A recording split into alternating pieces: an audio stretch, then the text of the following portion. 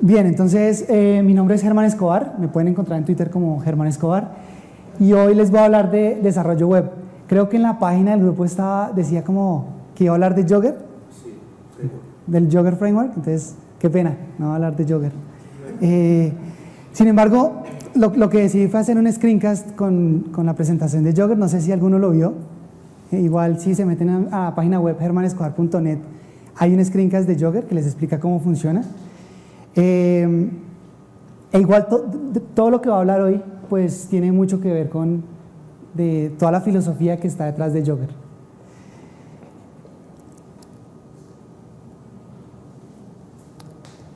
Bien, entonces ese soy yo.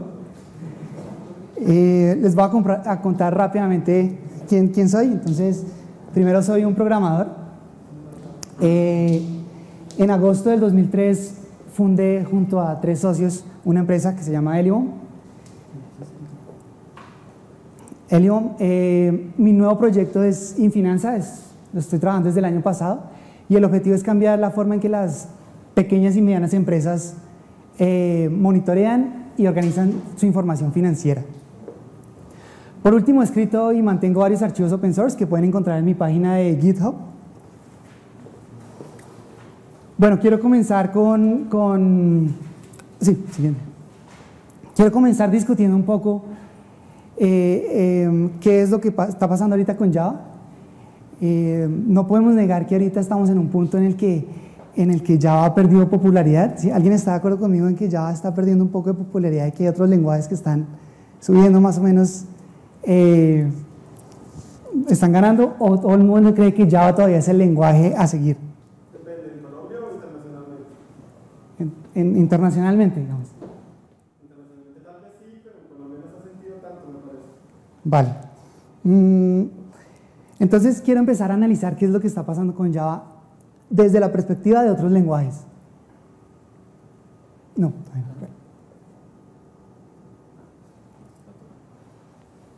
Entonces, lo primero que tenemos que entender es que la programación incrementa los niveles de dopamina, o sea, la relación que hay entre la programación y la dopamina. Esto es un tema que hasta ahora está cogiendo fuerza y trata sobre la felicidad del programador, que es un tema muy importante. Entonces, la dopamina es una hormona que la llaman la hormona de la felicidad y se produce cuando logramos algo significativo, no importa lo que sea. Entonces, funciona como una especie de recompensa para el cuerpo. Y es por esto y es muy parecido a como uno cuando le da una galleta al perro para que haga alguna pirueta, funciona más o menos así funciona nuestro cuerpo. Es por eso que los juegos son tan adictivos. Si uno está peleando con Mr. X en Kung Fu Master y está ahí espichando ese botón naranja con toda, hay un momento en que uno sabe si lo mató o no, ¿sí? Ese momento es el que genera toda la dopamina en el cuerpo. El problema es que si ese juego, imagínense que uno tuviera que esperar 10 minutos para saber si uno mató a Mr. X, entonces ese juego ya no sería tan divertido, de hecho sería frustrante porque tendría que esperar mucho. Entonces es muy importante minimizar el tiempo entre el esfuerzo y el resultado. No, todavía atrás. Eso entonces también se traduce a la programación. Es importante que todo lo que hagamos lo podemos ver inmediatamente para que sea motivante. Esto no funciona muy bien en Java. Desafortunadamente nosotros somos los que estamos acostumbrados a esperar un minuto a que prenda el WebLogic, el JBoss, el servidor de aplicaciones que estén utilizando. Entonces, lo mismo si están utilizando Maven, de pronto Maven se pone a bajar 600 megas en dependencias y eso no es motivante. El otro problema que tiene Java es que la barrera de entrada es muy alta.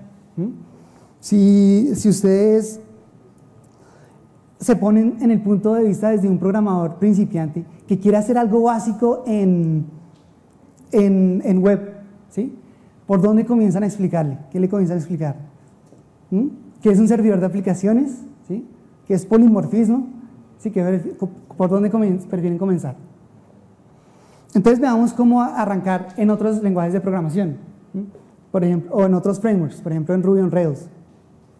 Uno puede literalmente hacer una aplicación web en Ruby on Rails sin saber qué es polimorfismo, sin saber qué es herencia, sin saber qué es un objeto. No sé si eso sea bueno o malo, porque igual esos conceptos son importantes, pero se puede. Entonces, para arrancar con Ruby on Rails solo necesitamos abrir una consola y ejecutar estos comandos. El primer comando está instalando Rails. Obviamente, supongo que ya tienen Ruby instalado, en el Mac ya viene instalado, en Windows es un poco más complicado, pero igual nada del otro mundo. El segundo comando está creando una nueva aplicación y el tercer comando está prendiendo el servidor. Abrimos un explorador, digitamos esta dirección y recibimos un shot de dopamina porque logramos algo, ¿sí? Y eso es súper importante porque eso los mantiene motivados para seguir trabajando en el proyecto o seguir aprendiendo. Algo muy parecido pasa con Node.js. Entonces, Node.js también tiene un framework que se llama Express.js y funciona muy parecido a Ruby on Rails. Sin embargo, uno puede hacer algo más extremo o más bajo nivel en Node.js. Entonces, podemos crear un archivo server.js o lo que quieran y pegar literalmente este código que ven acá, que básicamente lo que estamos haciendo es crear un servidor HTTP y respondiendo, que nos va a responder siempre status 200 OK y un hola mundo. No importa el path que es en la petición. Por último, estamos escuchando en el puerto 3000. Entonces, podemos después abrir una consola y escribir ese comando, abrimos un explorador, digitamos nuestra dirección y shot de dopamina en el cerebro, felicidad, logramos algo, ¿sí? Entonces, fíjense lo fácil que es comenzar con otros frameworks. ¿A alguien se le ocurrió que para hacer esto en Java, para hacer algo tan básico como algo web, necesitamos algo que se llama Java Enterprise Edition? Cualquier cosa que estén y también necesitan ya de entrada empezar con Java Enterprise Edition. Entonces, lo que nos han tratado de vender en Java son varias cosas. La primera es que necesitamos los estándares. Entonces voy a tratar de ser muy claro con lo que pienso acerca de esto, de esta frase, y es que eso es falso, ¿sí? Los estándares no se imponen, los estándares se crean. Entonces, esos estándares que nos hablan de JDE simplemente es una cosa que nos han impuesto y no han surgido por sí mismos. Lo otro es que nos hablan de la interoperabilidad entre servidores de aplicaciones. Entonces, esto de nuevo es falso. Si ustedes tratan de pasar una aplicación grande de un servidor de aplicaciones a otro, seguro van a fallar, no funciona, ¿sí? Si comienzan con lo más básico, de pronto funciona, pero ya una aplicación intermedia o grande ya no funciona, no hay nada que hacer. Lo otro es que crear pruebas de integración es muy difícil, ¿sí? Entonces esto es verdad. Fíjense que para crear una prueba de integración yo tengo que prender el servidor de aplicaciones, lo que puede tomar un tiempo, empaquetar mi WAR o mi AR, montarlo en el servidor de aplicaciones y correr de alguna forma esa prueba, ¿sí? Eso simplemente no escala. Cuando ustedes ya tienen más de 100 pruebas, eso es simplemente imposible. Y por último, Java promueve unas arquitecturas que son muy difíciles de escalar. Entonces, eso también es verdad. Está hecho para hacer aplicaciones que sean con estado. Todo lo que ustedes van a ver de JDE promueve mucho esas aplicaciones con estado, entonces es difícil de escalar. Ahorita les voy a hablar un poco más de eso. Entonces, necesitamos un cambio de paradigma y mi propuesta es muy sencilla. Es como reiniciar nuestro pensamiento y volver a retomar como todos los conocimientos en lo que necesitamos para desarrollar aplicaciones web de forma ágil y que sean robustas como lo son en Java. Entonces ya comenzamos. Play Framework es la copia de Ruby on Rails para Java. Vert.x, ¿alguien conoce Vert.x? ¿No? Es la copia de Node.js para Java, ¿sí? Está comenzando. De hecho, necesitan Java 7 para correrlo. Entonces, pues yo estuve trabajando con estos proyectos, tratando de buscar una alternativa. y realmente no encontré una, así que decidí hacer una propia, y es Jogger, ¿sí? Y por último tenemos el famosísimo Spring, que nos da toda la capa de negocios.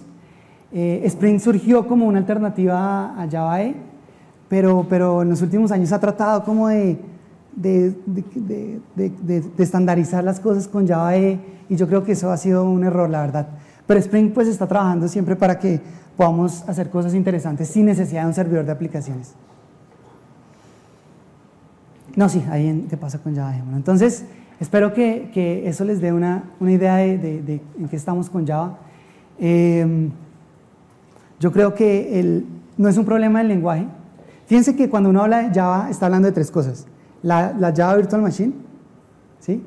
El lenguaje como tal, y toda la infraestructura que está alrededor de eso, el sistema de empaquetamientos, los YAR, los EAR, las librerías, JOC.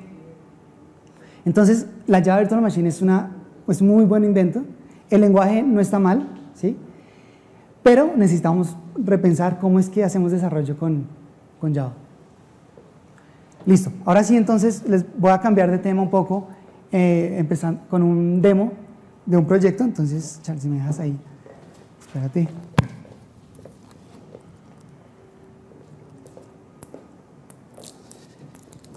Entonces, lo que te entiendo hasta ahora es que, o sea, tu punto es, Java se volvió muy complicado. Java ha sido complicado desde el principio. Pero se volvió incluso más, o sea, Java empezó tomando muchos elementos de otros lenguajes anteriores y tuvo como un ascenso tan vertiginoso que le empezaron a colocar capas y capas y capas y capas. Ahora, por crear un hola mundo, toca hacer una cantidad de vainas y queda una cosa pesada en comparación con lo que se puede hacer con unos frameworks emergentes. ¿Sí? Exactamente. Entonces, pues mi teoría es que pues ya surgen dentro de Sun, y Sun tenía unos servidores gigantes, ¿sí se acuerdan de esos? Que eran como unas neveras gigantes que hacían de todo súper poderosos. Y entonces ese paradigma de tener un servidor de aplicaciones que lo hacía todo, ¿sí? Tenía sentido en ese entonces, porque uno como que ponía en ese servidor todopoderoso mi servidor de aplicaciones, y ahí ponía varias aplicaciones, las que necesitara. Pero yo creo que ese paradigma ha cambiado y ahora estamos utilizando muchas instancias pequeñas, que eso nos da mayor escalabilidad y mayor tolerancia a fallas, ¿sí? Entonces, esa es mi teoría. No sé si alguien tenga una mejor teoría de por qué Java surgió así tan pesado, como dar estas opciones, y por qué las otras alternativas no lo hicieron. O sea, por qué cuando ustedes trabajan con Python, con Ruby on Rails, es tan liviano, es como todo tan fácil, ¿sí? Bien, creo que eso era lo que les tenía que contar de Java para comenzar, así como para iniciar. Entonces, ahora les voy a mostrar Mokai. Mokai es un proyecto open source que escribí hace 2 años. Lo utilizamos en Elimo mucho para mover los mensajes desde las aplicaciones a los operadores móviles, ¿sí? Elimo es una empresa que se dedica al envío de mensajes de texto. Entonces, utilizamos este software para mover millones de mensajes al mes desde nuestras aplicaciones a los operadores.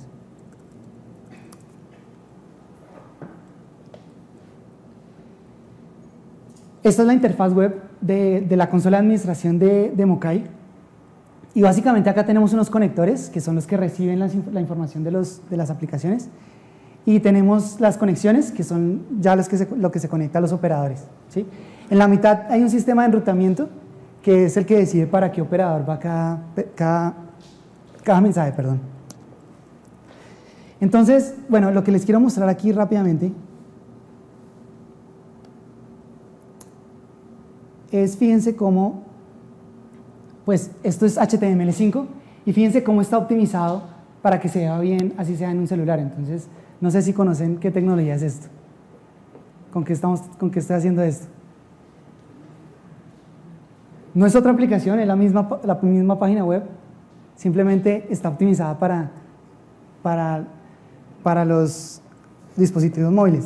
De hecho, si yo tomo el explorador y lo comienzo a reducir, fíjense cómo se va adaptando al contenido hasta quedar igual a este.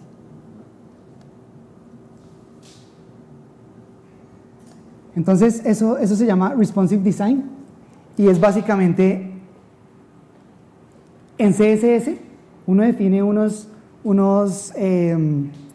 expresiones para que el contenido cambie dependiendo de la resolución que esté manejando o el tamaño que esté manejando el explorador, ¿sí? Entonces también está hecho en Twitter Bootstrap, que es un framework de desarrollo para HTML, CSS y JavaScript. Y nos provee cosas interesantes. Por ejemplo, fíjense cómo se ve aquí arriba el menú y fíjense cómo se ve acá. Y eso pues yo no lo he hecho, eso lo provee Twitter, el framework de Twitter. Eso es lo primero. Lo segundo es que voy a abrir aquí una consola.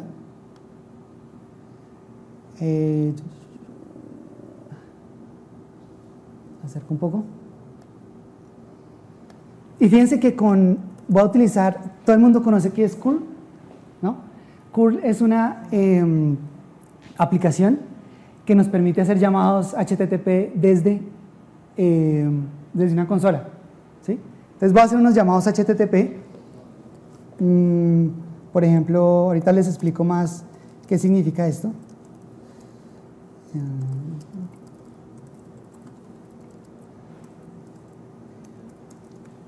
Localhost 2.8383, que es donde está mi Mokai.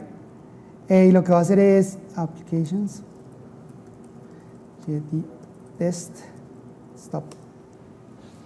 Entonces hice un llamado HTTP y fíjense que ya está detenido el conector. Prendámoslo de nuevo y fíjense que inmediatamente en los dos exploradores me está actualizando la información. Entonces también si tengo aquí si estoy en la calle con mi iPhone y estoy viendo qué pasa en el Mokai, entonces puedo detenerlo y fíjense que me está también deteniendo acá en este explorador. ¿Saben qué tecnología estoy utilizando ahí para hacer eso? ¿Ah? Para que se actualice la página así de rápida. WebSockets, ahorita vamos a hablar también un poco más de eso. Y por último, entonces, fíjense que yo aquí también con comandos puedo, digamos, sacar la información del Mokai. Entonces, ahí me respondió que no estoy autorizado, entonces simplemente aquí me faltó el usuario y la contraseña. Esto es autenticación basic. Menos user admin. Y entonces eso lo que me está dando es una representación en JSON de la información que estamos viendo en el explorador, ¿sí? Ahí está, me dice en qué estado está cada conector, cuántos mensajes están encolados. Y por último, entonces fíjense aquí que también puedo ver en esta página los mensajes que estamos cursando. Voy a copiar la URL tal cual, como está acá. Voy a abrir de nuevo mi consola y voy a hacer un nuevo curl, ¿sí? Menos user, y voy a copiar esa URL y fíjense que me está devolviendo la representación JSON de la información que vimos aquí en HTML utilizando la misma URL. ¿Adivinen con qué framework hice esto?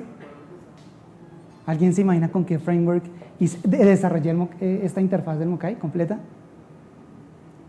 ¿No? Ajá, muy bien, con Jogger, excelente. Se merece un chocolate. ¿Quién dijo?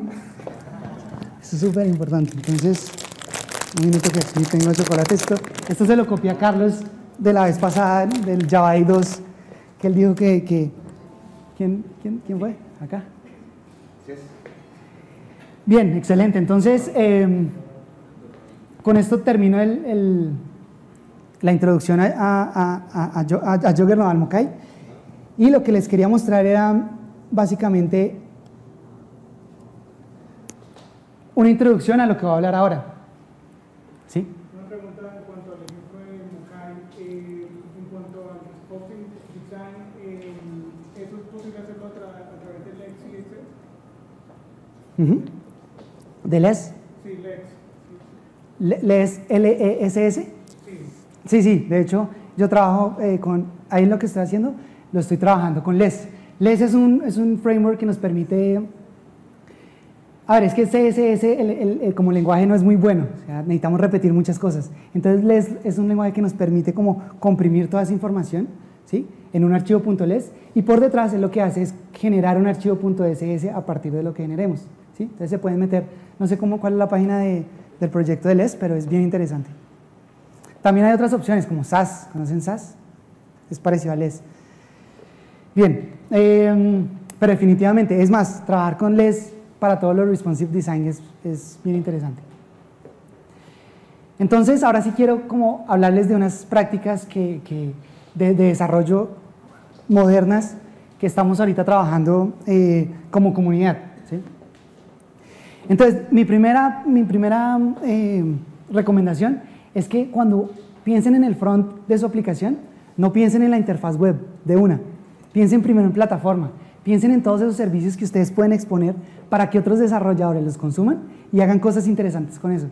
Ustedes no saben lo creativa que puede ser la gente cuando tiene la información correcta, ¿sí? O sea, o cuando tiene posibilidad de obtener información. Por ejemplo, en Helio tenemos un televisor ahí colgado con un sistema de monitoreo. Entonces la gente de operaciones saca esa información por JSON y la muestra de tal forma que, como no tenemos solo el Mokai sino otras cosas que monitorear, hacen una página que sea más amigable para ver que todo esté en verde y si algo está en rojo uno sabe que. Entonces, eso se traduce a que diseñen primero un REST API, ¿sí? ¿Por qué estamos utilizando REST? ¿Alguien sabe por qué utilizamos ahora REST y no Web Services? Menos pesado. ¿Menos pesado? En cuanto a mucha banda consumida. Vale, perfecto. Coja chocolate.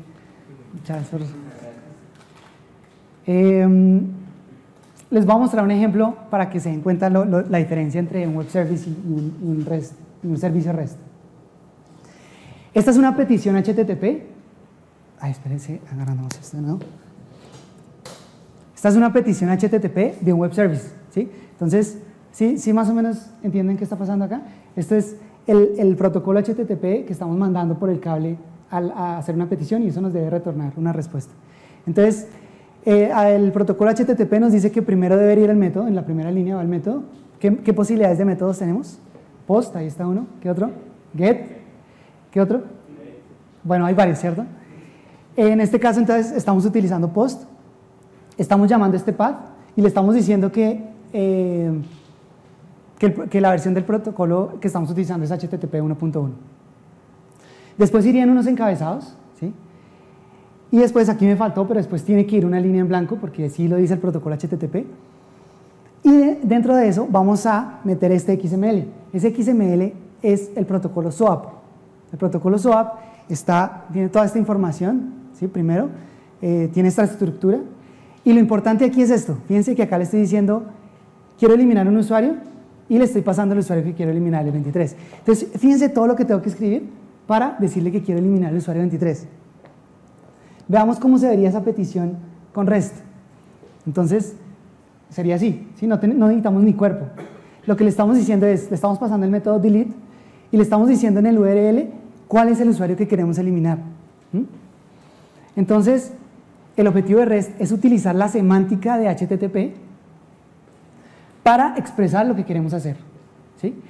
En cambio, SOAP lo que hace es simplemente utilizar HTTP como un transporte de otro protocolo y siempre se hace con POST, ¿sí? Veamos la respuesta. Entonces, la respuesta en Web Service es más o menos aquí. Entonces, esto es HTTP, nos está diciendo que es status 200 OK. Van los encabezados y esta es la respuesta. Si se dan cuenta, por acá vemos que ocurrió un error, fault, y que el error es que no estoy autorizado. ¿Cómo se vería esa respuesta con REST? Así, HTTP, y estamos diciendo 401, no está autorizado, ¿sí? Entonces, de nuevo, estamos utilizando la semántica del protocolo HTTP para expresar lo que queremos hacer o lo que queremos, o la respuesta. Bien, entonces esa es como mi consejo número 1 para desarrollar aplicaciones web. ¿Sí? Entonces, hay como que primer mito que tiene que quitarse es la asociación directa que uno suele hacer entre web services y SWAP. ¿No? Yo puedo ofrecer servicios web REST ¿Sí? y no tengo que ir a eso. Entonces, pero sí existe la creencia popular de que SWAP siempre tiene que estar atado a servicios web. No es cierto, exacto. Entonces, servicios, es que el concepto como servicios web, ¿sí?, se hizo popular a través del protocolo SOAP, pero servicios web realmente es yo estoy ofreciendo un servicio a través de web, ¿sí?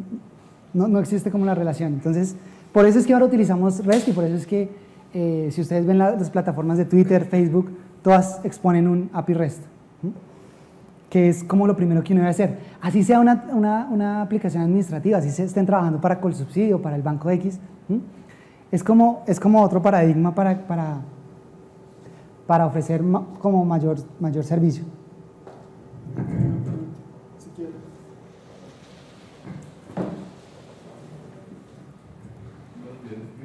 Dos preguntitas.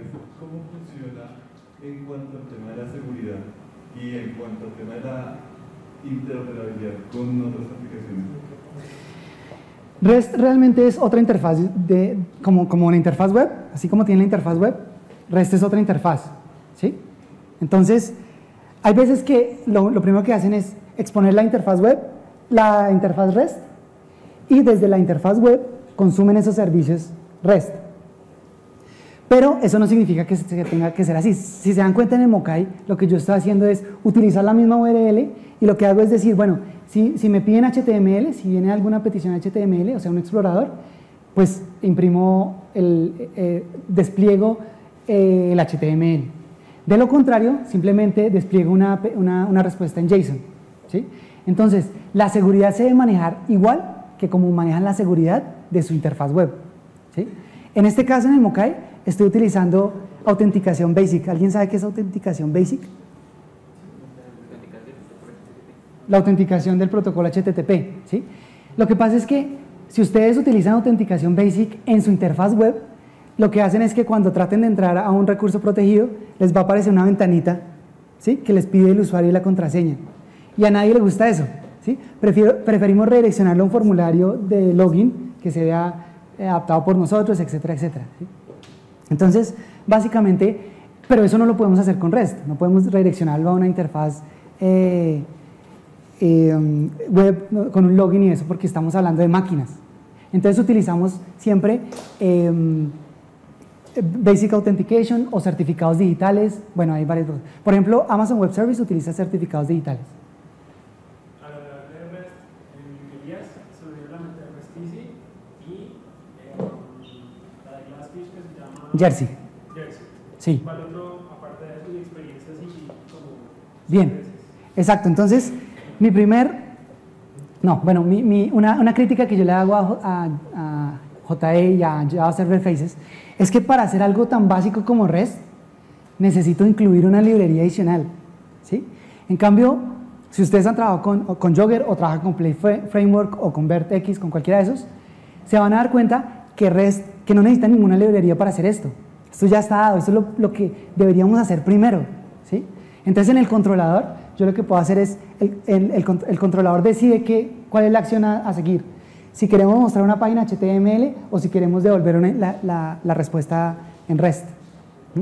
No debería haber esa diferencia que ahorita tenemos en JSF.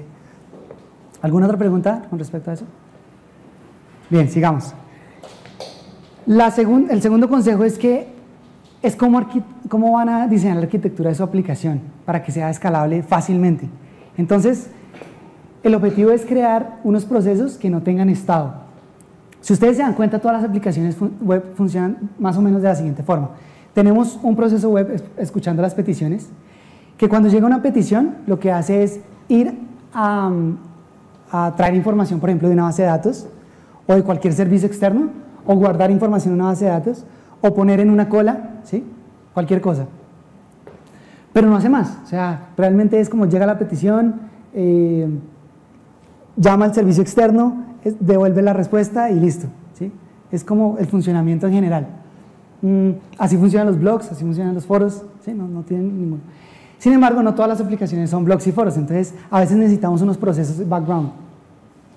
¿Qué están haciendo esos procesos background? Consolidando información, escuchando de una cola unos mensajes que puso por ejemplo, en ActiveMQ o en cualquier sistema de colas. En general, cualquier proceso que sea intensivo en CPU lo podemos hacer como un proceso background. A nivel de proyecto, cuando ustedes están creando el proyecto, por ejemplo, si están utilizando Maven, estos son aplicaciones independientes, proyectos independientes. Entonces tenemos un proyecto que es el proceso web, que es y tenemos otro proyecto para un proceso background, por ejemplo, el que está consolidando reportes. El resto deben tratarlo como servicios externos, ¿sí? Entonces, piensen en todas las aplicaciones que están desarrollando ahorita o que han desarrollado y piensen si alguna definitivamente no se ajusta a este modelo, que no se podría hacer, una aplicación web, que no se podría hacer con este modelo.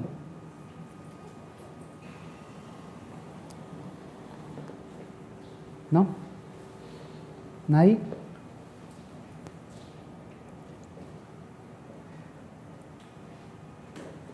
Bien. Todas las aplicaciones se pueden hacer con ese modelo, la verdad, ¿sí? Entonces, ¿cómo funciona? Aquí. Primero, los procesos no comparten nada. Entonces, su proyecto de web, ¿sí? El que recibe las peticiones, no comparte nada con los demás procesos. Por ejemplo, fíjense que acá no hay una flecha entre el proceso web y el proceso background, ¿sí? Entonces, ahí no comparten nada. Segundo, cada proceso es una aplicación independiente y esto es un cambio de paradigma con lo que venimos acostumbrados en Java EE. Yo puedo prender mi servicio web sin necesidad de prender mi servicio background. Entonces, imagínense un servicio web que lo que hace es recibir peticiones y ponerlos en una cola. ¿Sí? Por ejemplo, el caso de Helium. Nosotros recibimos a través de una API los mensajes y los ponemos en una cola para que sean procesados asincrónicamente. Después yo podría prender mi proceso, que es el que está escuchando esa cola, y procesar los mensajes. Se deberían poder prender independientemente. ¿Por qué? Porque eso nos va a permitir escalar cada proceso de forma independiente, ¿sí? Entonces, es posible que yo solo necesite 2 instancias de mi proceso web, ¿sí? Y 4 instancias de mi proceso en background que está escuchando la cola, ¿sí? Para mayor escalabilidad. Entonces, fíjense que acá tenemos 2 procesos background, tenemos un worker y un clock, pero realmente ustedes pueden crear los procesos background que necesiten. Cada proceso es muy liviano, entonces fíjense que para responder peticiones web no necesitamos mucho RAM, simplemente un servidor HTTP que recibe la petición, va y consulta la información o pone en un servicio externo, etcétera, y devuelve devuelve la respuesta. Entonces nuestros procesos no deberían consumir más de 300 megas en RAM en promedio. Y es más, eso es mucho. Pero bueno, eso es como un límite. Los procesos nunca utilizan el disco duro de la instancia, porque es que en este caso los procesos son desechables, ¿sí? Entonces, si ustedes guardan información en el disco duro, un archivo en el disco duro, y se muere esa instancia, pues perdieron esa información. Entonces, ¿cuáles son las opciones? Entonces, un disco duro compartido, Amazon S3, ¿conocen Amazon S3? Que es un sistema para guardar archivos en la nube. Y por último, los procesos no guardan estado. Y esto es súper importante porque en Java todo está hecho para que guardemos estado. Por ejemplo, fíjense en esta clase. ¿Esta clase está guardando estado o no está guardando estado? ¿No está guardando estado? ¿Quién cree que está guardando estado? ¿Quién dice que no está guardando estado? Entonces, acá hay una confusión, porque desde el punto de vista del lenguaje, sí estamos guardando estado, estamos definiendo una variable privada, una variable, y ahí estamos guardando algo, ¿cierto? Entonces sí estamos guardando estado. Pero desde el punto de vista de una aplicación web, no necesariamente, porque fíjense que si esa clase, que tiene estado en el lenguaje, no dura más de una petición HTTP, no está guardando estado, ¿sí? ¿Cuándo guarda una clase estado en una aplicación HTTP? Cuando esa instancia dura más de un request, ¿sí? Y dura más de un request y obviamente estamos guardando variables en la clase, en alguna clase, y que esa clase dure más de un request. Entonces, el tercer punto es no utilicen el session ni el application del Servlet API. ¿Por qué?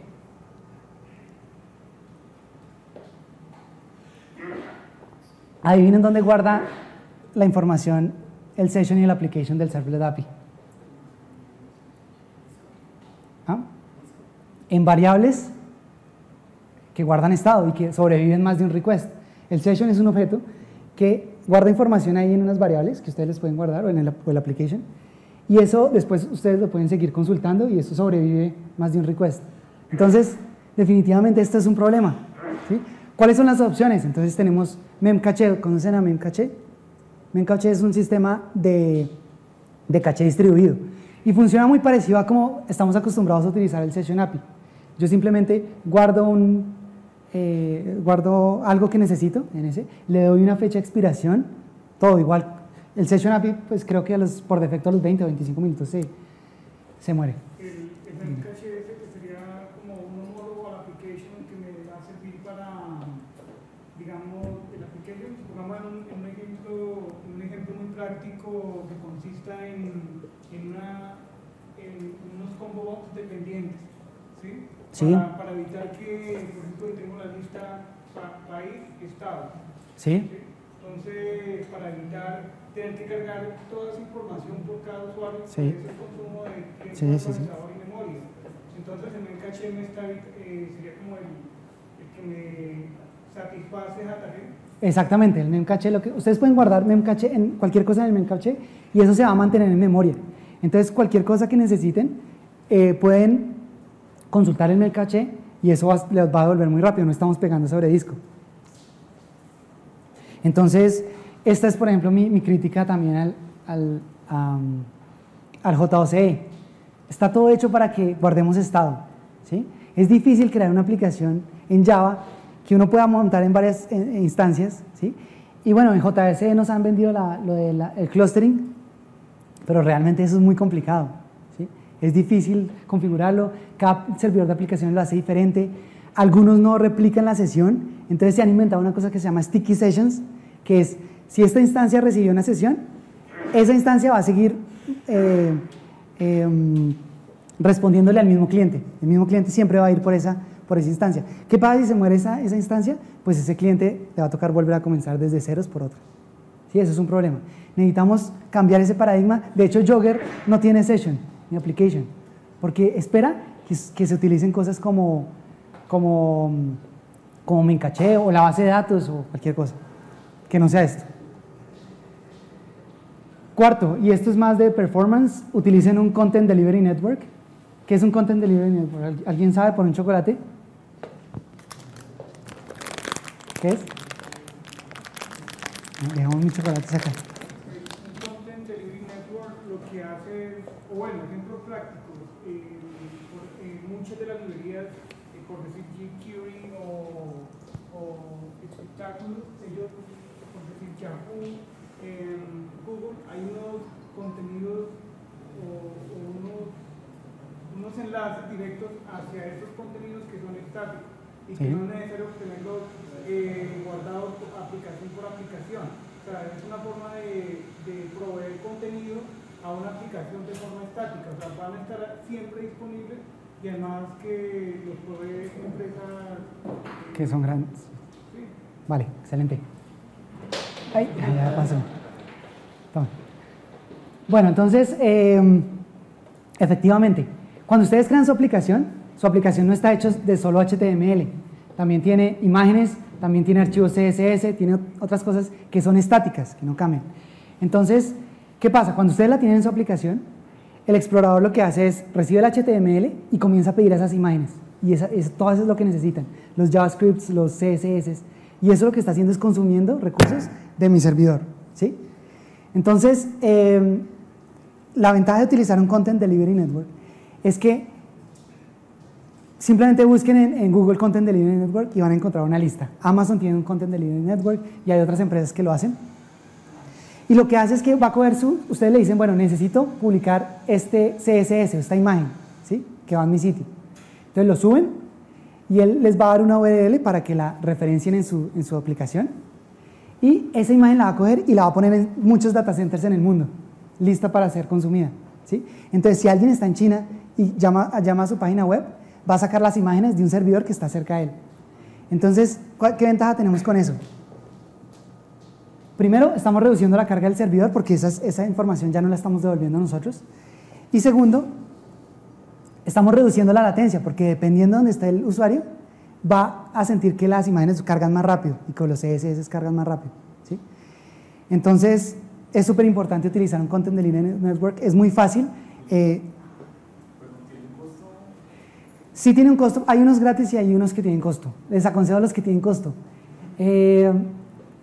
Porque es marginal, el costo es marginal. Nosotros en el IBOM, que tenemos, no sé, tenemos más o menos, digamos, 10.000 visitas al mes, pagamos menos de $1 al mes por eso. Y sí le quitamos mucha carga a nuestro servidor. ¿Sí? ¿Sí? ¿Cómo? ¿Cuáles son ustedes? El de Amazon. El de Amazon es muy fácil porque uno sube todos los archivos al S3, ¿sí? Que el S3 es simplemente unas carpetas que uno tiene para guardar información. Y después hay otro servicio de Amazon que es el Content Delivery Network, que lo que hace es, ustedes le dicen, venga, quiero esta carpeta que está acá, quiero que esté en el Content Delivery Network. Entonces lo que hace de una vez es mandarla a muchos servidores, todas esas imágenes, todos esos CSS, y les da la URL para que ustedes lo referencien en su aplicación. ¿Los servidores están distribuidos? ¿Tú sabes Amazon S3 cuál tiene cerca a Colombia? Está el de Brasil. El más cerca es el de Brasil. El data center más cerca de Amazon S3 es el de Brasil. Y la latencia es mínima. Entonces, listo, ese es mi cuarto. El quinto es súper importante y es desplieguen constantemente. ¿Alguien acá trabaja o tiene una empresa que despliegue más de 2 o 3 veces al día? ¿Sí? Bien, excelente. Se merece un chocolate, 2 chocolates por eso. No he dicho, rótenos ahí, cojan ahí. El problema es que en Java, como necesitamos empaquetar y hacer un poco de cosas, el proceso de despliegue es muy lento, ¿sí? Entonces necesitamos cambiar ese paradigma. Necesitamos que sean los desarrolladores los que despliegan varias veces al día. Normalmente las empresas tienen un equipo de pruebas y de QA, ¿sí? Pero mi recomendación es que no lo hagan, porque es que, primero, los desarrolladores tienen que ser responsables del código que están generando, ¿sí? Y ellos deben ser los responsables de poder desplegar en producción la aplicación. ¿Qué genera eso? Programadores felices, ¿sí? Porque cuando ustedes hacen algo y les toca esperar a que pase por testing y a la otra semana lo van a desplegar, entonces no están viendo sus resultados rápidamente. ¿Se acuerdan lo que hablábamos de la importancia de ver los resultados rápidamente? De eso se trata.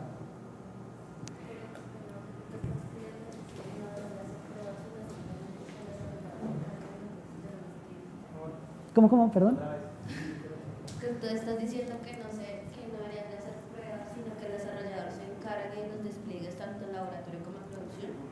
Al contrario, los programadores deberían hacer pruebas de calidad que garanticen que eso va a funcionar, ¿cierto? Y si un programador sabe que eso va a ir directamente a producción, créanme que tienen mucho cuidado de hacer las cosas bien, de probar que la cosa funcione bien y eso.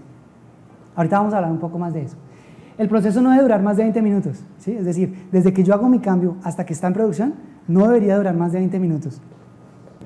Y no debería ser más difícil que hacer esta línea, ¿sí? ¿Qué estaba haciendo en esa línea? Haciendo un push de mis commits que he hecho localmente, los estoy subiendo al servidor, al repositorio Git.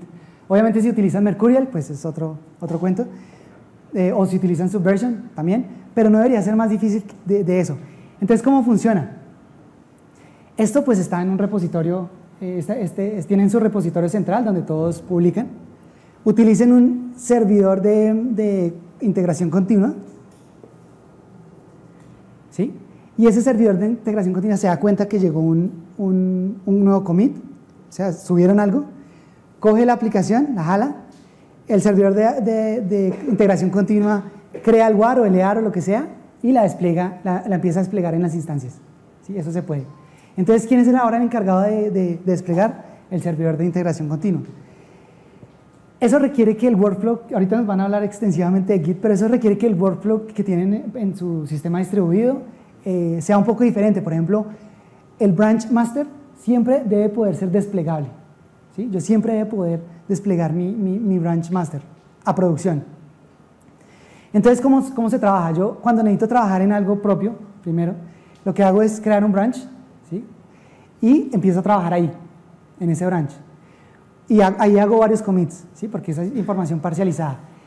Después, cuando me doy cuenta que ya terminé, lo que hago es verificar que esté sincronizado con el master, que no vaya a generar conflictos. Eso en Git se hace con un rebase. Entonces yo traigo toda esa información en mi branch y ahí verifico que no esté generando ningún conflicto, y si estoy generando un conflicto lo soluciono.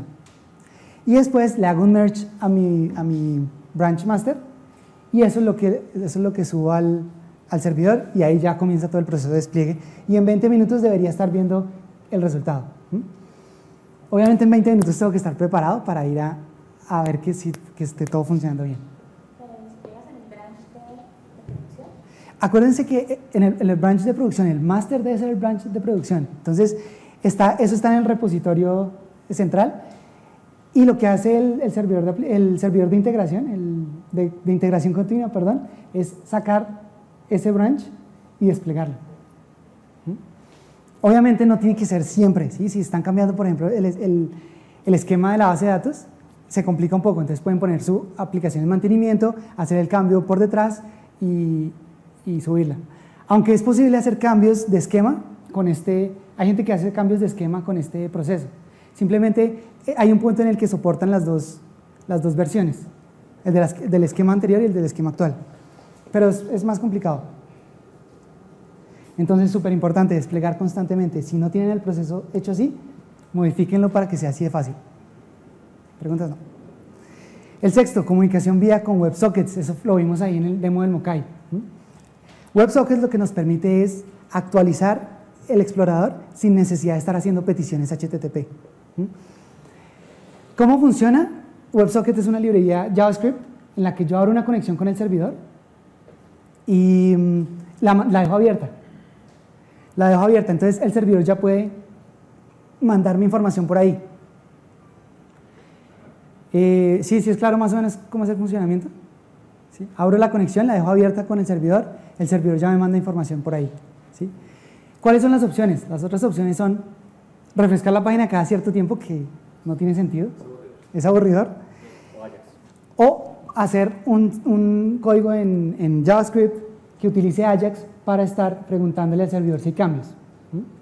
Pero eso está generando pues, más peticiones, está generando una serie de problemas. ¿Cómo gestiona el WebSockets? ¿Gestiona automáticamente cuando hay desconexiones instantáneas? Que es algo que en la vida real suele pasar mucho. ¿Que se desconecta? Hay un evento que le dice la conexión se cayó. Entonces ahí usted puede volver a establecerla. ¿Sí? No sé si han visto en Gmail o en algunas aplicaciones que dice no hay conexión a internet aquí chiquito a la izquierda, ¿no? Cuando no tenemos conexión a internet. Entonces eso está haciendo eso, está diciendo oiga, perdí la conexión. Entonces muestran algún mensaje diciendo no tenemos ahorita conexión, vamos a intentar reconectarnos al WebSocket. En cuanto a un versus Ajax y WebSockets, específicamente en cuanto a performance, o sea, eso pues, de que esté conectado siempre, recursos, máquina. A ver, claro, entonces fíjense que cuando yo empiezo a utilizar request, cuando refresco la página, utilizo Ajax para preguntarle al servidor cierto tiempo, la conexión va a ser muy cortica, muchas conexiones pero muy corticas. En cambio lo que va a tener aquí va a ser una conexión de cada usuario, pero esa conexión va a ser larga, ¿sí? Entonces si tienen un servidor web que soporta 200 threads, eso se va a comer los 200 threads muy rápido. Afortunadamente Java sacó un nuevo paquete que es el Java Neo. ¿Han escuchado el Java Neo? El Java Neo nos permite hacer I/O asincrónico. ¿Qué quiere decir eso? Que yo con 1 o 2 o 3 threads puedo manejar muchas conexiones, ¿sí? Porque es que fíjense lo que pasa en WebSockets. Yo abro mi conexión y va a estar inactiva mucho tiempo. O sea, Mientras, si no hay información, pues no, solo va a tener ese socket ahí abierto sin tráfico. Entonces lo que hace Java Neo es, listo, recibo todas esas conexiones, pero con mis 3 threads yo lo que hago es binar si por alguna actividad. Y si hay actividad, entonces pongo este thread a manejar esa actividad, ¿sí? Pero no un thread por conexión, que es como lo que veníamos antes utilizando. Para este tipo de aplicaciones, Node.js es muy bueno. También para hacer streaming de video, por ejemplo. Node.js hace con un thread, puede manejar hasta miles o decenas de miles de conexiones simultáneamente, con un thread, que eso es un cambio de paradigma. Ahora si ustedes utilizan Jetty, Tomcat, cualquier servidor de aplicaciones o contenedor de servlets modernos, también utilizan un paradigma similar. No es un thread, son varios threads, pero es similar a cómo funciona. Una pregunta. Una de las razones por las cuales uno utiliza interfaces web es por el tema de puertos. Una de las razones por las cuales uno utiliza interfaces web es por el tema de seguridad. O sea, para que la organización no tenga que ponerse a abrir puertos X, Y, Z para una aplicación pues, que utiliza unos protocolos propietarios ahí. Entonces uno utiliza una interfaz web porque sabe que siempre va a usar HTTP en el puerto 80 y no sé qué. Entonces, con los WebSockets, ¿qué pasa? Ya toca decirle al tipo de IT que le tiene que abrir más puertos. Eso va por el mismo socket de HTTP. O sea, pero si hay un problema si el firewall filtra por protocolo, ¿cierto? Porque eso ya no es... No, precisamente por eso se llama WebSockets, porque es un socket que va encima del protocolo HTTP. ¿Sí? Entonces no hay problema de firewall, no hay problema de nada. Es algo que pueden utilizar. Ahora, eso lo soportan solo los exploradores modernos. ¿Sí? Sin embargo, pueden utilizar librerías como Atmosphere, que es la que utilizamos en Java por defecto, que se va a dar cuenta si el explorador soporta o no WebSockets. Y si no lo soporta, entonces va a bajar un poco de nivel y lo que va a hacer es mantener la petición abierta, pero cada cierto tiempo va a mandar un request para ver si hay cambios de información. Si el explorador definitivamente no soporta esa opción, se va a bajar a otra opción, que es simplemente hacer llamados cada cierto tiempo para ver si hay cambios. ¿Sí? Entonces es una tecnología que ya pueden utilizar. La curva de aprendizaje es un poco alta. Todavía Atmosphere debería ser mucho más fácil. Yo creo que ahí hay todavía espacio para mejorar. Y la otra opción que tienen es esta opción comercial, se llama Pusher. Pusher hace trivial esto de WebSockets. Y el objetivo es que Pusher se encarga de recibir en sus servidores las peticiones y se las manda al explorador. ¿Sí? Entonces no necesitan instalar nada de librerías para hacerlo de WebSockets ni nada. Esta empresa se encarga de hacer eso. Tienen una versión gratis en donde pueden enviar hasta 100.000 mensajes por día. ¿Sí? Eso no es tanto. Si ustedes ya tienen por ahí 100 clientes simultáneos, son 100 clientes en el día, ya eso empieza a ser poquito, porque uno por ahí manda muchos mensajes. ¿Sí? Fíjense que en el demo de Mokai yo mando todos. Yo mando cuando se para un conector, cuando llega un mensaje, todo, para poder actualizar toda la aplicación. Entonces, esos son WebSockets. La especificación ni siquiera está terminada, pero ya la mayoría de exploradores recientes lo hacen de alguna forma. Y lo que hace Atmosphere o Pusher es como estandarizar eso y saber cuáles son las diferencias entre cada uno de los exploradores y servidores de aplicación. El otro punto que les quería mostrar es que tengan mucho cuidado con los formularios. Yo nunca utilizo, no utilizo formularios para enviar información, para hacer el submit, por varias razones. Les voy a mostrar aquí un ejemplo para que vean de lo que estoy hablando. Entonces lo monté aquí rápidamente. Y fíjense esto. Entonces, tengo un formulario de login, pero podría ser un formulario de pago o cualquier cosa. Y entonces voy a enviar la información, voy a hacer submit. Entonces, lo que estoy simulando detrás es que la conexión está lenta o que no hay conexión en internet o simplemente que el servidor está ocupado, cualquier cosa, que eso es muy común que pase. ¿Sí? Ya envié mi petición y fíjense que ahí está esperando. ¿Sí? ¿Qué es el problema? Que aquí la gente comienza a volver a espichar submit. Entonces crea peticiones repetidas. ¿Sí? Entonces me tocaría ahí hacer algo para detener eso. También, entonces, aquí no nos está mostrando, pero hay exploradores que de una vez muestran una página en blanco mientras que carga la información de respuesta. ¿Sí? Entonces, eso no es una muy buena experiencia de usuario. Fíjense que acá ya demostré esta página en blanco y yo quedo como, bueno, ¿qué pasó con mi pago? Entonces, hagámosle un refresh. ¿Sí? ¿No les ha pasado esto? Esto es lo peor que le puede pasar a uno cuando está haciendo. Es horrible. Entonces, ¿cuál es la opción? Digamos aquí, vamos a utilizar otro formulario que tengo, que hace lo mismo, admin. Y fíjense que lo que está pasando es que... ¿Algo desconecté? ¿Algo hice? ¿El proyector? ¿Sí? Quizás sexualizado en cara.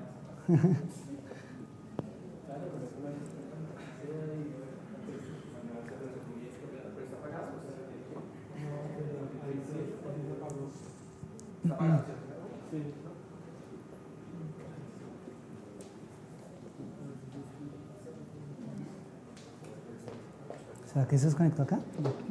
¿Está conectado ya? Sí. Esperar, sí. Sí, porque el computador tiene corriente. Y este cable el cable de poder está aquí. Pero si está conectado, está conectado. Creo que hay que dejarlo descansar. ¿No crees? Está muy caliente. No creo. No, pero me titila, que no sé qué significa. Si quieres, sigue.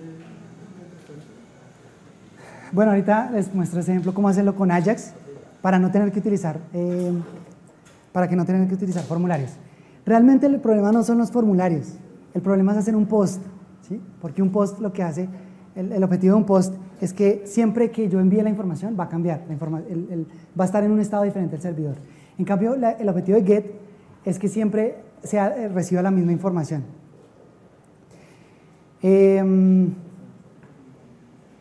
Bueno, ahorita volvemos a ese ejemplo aquí mismo.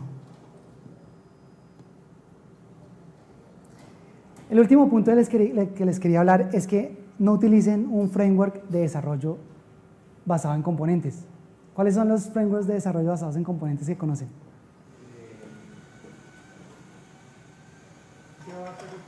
Java Server Faces, ¿qué otro? Hay muchos. ¿Ah? Sí, todo lo basado en Java Server Faces es uno. Hay muchos más. ¿Cuáles otros conocen? ¿Struts? No, Struts no es basado en componentes. ¿Conocen Wicked? ¿Wicked? ¿No conocen Wicked? ¿Conocen Badin? No, Badin no es tan conocido. ¿Sí? Badin. El problema es que nosotros como desarrolladores Java quisiéramos que el desarrollo web fuera como Swing, ¿sí? Que uno pudiera poner el botón y aquí que fuera fácil. Desafortunadamente, pues...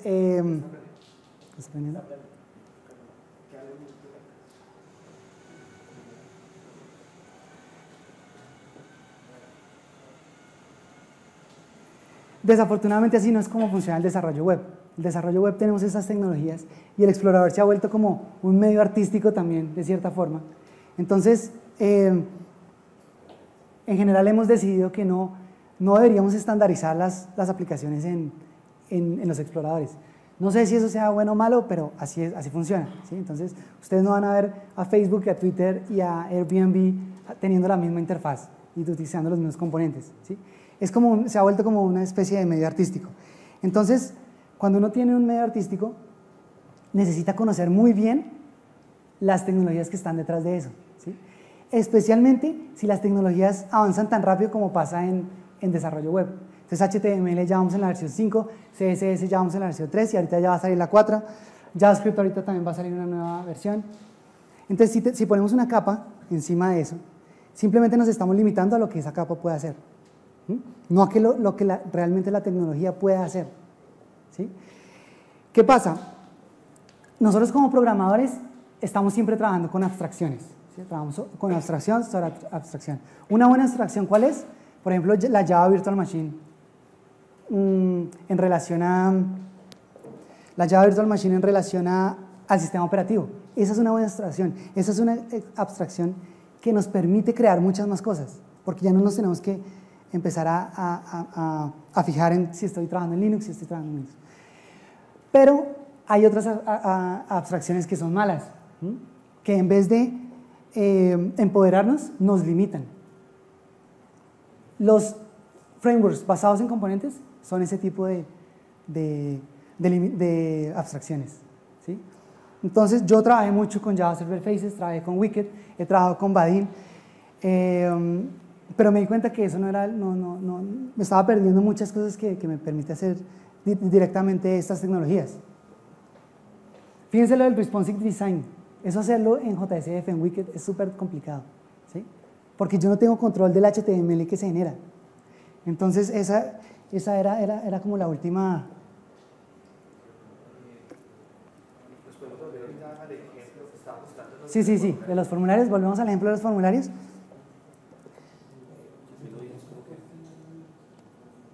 Usted dice que el problema era que se tenía que mandar ese post. El post, bueno, el post. Entonces, Java Server Faces todo lo maneja con post.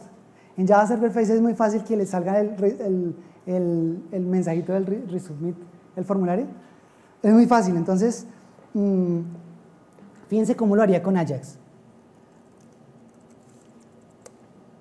Entonces, ¿qué está pasando aquí? Lo que yo hice es en jQuery, utilicé jQuery, estoy diciéndole no me mande el formulario, sino cada vez que hagan clic aquí, ejecute algo que yo voy a manejar desde JavaScript, y lo que hago es poner un div grande y poner este progreso. Ahí no se ve, pero cambió de color, como diciendo, oiga, esto está más lento de lo que debería ser. Y pueden poner un texto que diga, esto se está demorando más de lo que esperábamos, ¿sí? Y eventualmente no podemos dejar al cliente desesperado. Si no hay conexión a internet, entonces podemos mostrar un mensaje así, dándole la opción al cliente que pueda volver a reintentarlo. Y fíjense que aquí, si yo hago un refresh, no tengo el problema del resubmit, ¿sí? Es claro, es más por usabilidad que por otra cosa. Y es muy fácil de hacer realmente con JavaScript. Mocha es un proyecto open source, así que pueden ver el código, está ahí detrás. Y creo que con eso, sí, y creo que eso es todo. Muchísimas gracias.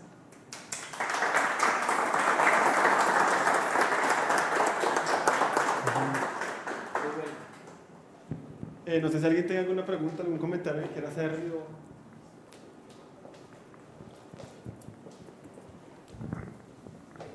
Germán, ahorita al inicio de la exposición, yo le entendí como si usted hubiera creado Jogger. ¿Usted creó Jogger? Sí, yo soy el creador de Jogger. ¿Y eso trabaja con Java? Y eso trabaja con Java, sí. Ah, perfecto. El objetivo de Jogger es hacer más fácil el desarrollo web con Java, ¿sí? Entonces, peguen una mirada, en mi página germanescobar.net hay un video que yo creé explicando cómo trabajar con Jogger. Es muy fácil realmente. La vista la trabaja en FreeMarker. ¿Alguien conoce FreeMarker acá? ¿Sí? ¿FreeMarker? ¿Acá trabajan FreeMarker? Sí, aquí hay un framework que se llama Katari, que es un poco como una mezcla de varios frameworks, y utilizamos FreeMarker para... Excelente. Entonces, ¿por qué desarrollé Jogger? Porque empecé a ver alternativas, ya no estaba satisfecho con Java Server Faces ni con estos componentes. Probé, fuera de eso, Infinanza está hecho en Ruby on Rails, ¿sí? O sea, yo trabajé bastante con Ruby on Rails, trabajé bastante con Node.js, y lo que hice fue darme cuenta que Java era mucho más complicado y que debería ser más fácil. Y el problema no es el lenguaje. Sí, Java no es funcional y un poco de cosas, pero fíjense que ustedes sobre la Java Virtual Machine pueden trabajar con Groovy, con JRuby, sí tienen otras opciones si no quieren trabajar con Java. A mí me gusta trabajar directamente con Java, pero el proceso de desarrollo web me pareció que no era el adecuado. Play Framework, que trata de copiar Ruby, yo creo que cometí un error, tratarlo de pasar exactamente igual, ¿sí? Vertex lo mismo, trata de pasar como Node.js igual, como si Java fuera lo mismo que JavaScript. Y yo creo que ese no es el objetivo. Entonces yo decidí crear mi propio framework, y es lo que estamos utilizando ahorita para la nueva versión de Elibom, y estoy pasando, ahorita Infinanza lo va a pasar a Jogger también.